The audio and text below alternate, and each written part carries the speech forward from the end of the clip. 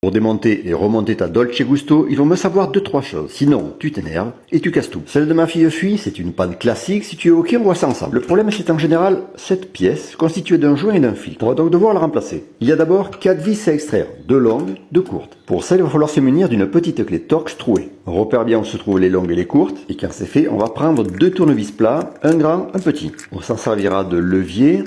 Un pour soulever l'œillet et l'autre pour écarter le carter. C'est un peu délicat à faire, tu vas entendre craquer, c'est normal. On commencera par celui sur lequel est monté l'interrupteur, qu'on devra d'ailleurs déclipser en le tournant d'un quart de tour.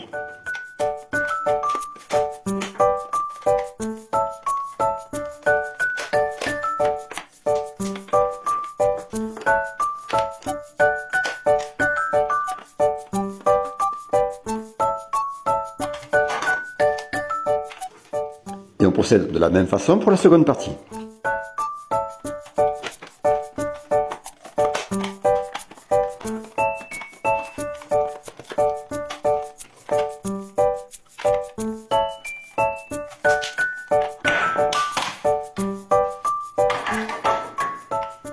Voilà donc notre fameuse pièce à remplacer. Au passage, on voit ici la chaudière, la pompe et la carte électronique de commande. Si ce tuyau est en bon état et ne fuit pas, alors on ne changera que la base. Ça sera beaucoup plus simple, même si en général, c'est l'ensemble qui est vendu. On va tirer légèrement dessus pour l'enlever. On va pouvoir mettre en place la nouvelle pièce que j'avais pris soin de commander quelques jours auparavant. Rien de compliqué, ça l'aurait été un peu plus si le tuyau avait été percé et si on avait donc dû changer l'ensemble. Car dans ce cas, il aurait fallu sortir la pompe de son logement. Maintenant, respire bien, concentre-toi car le plus dur reste à venir. Le remontage des 2 coques est un peu délicat. Sers-toi d'un tournevis plat pour les reclipser en bonne position.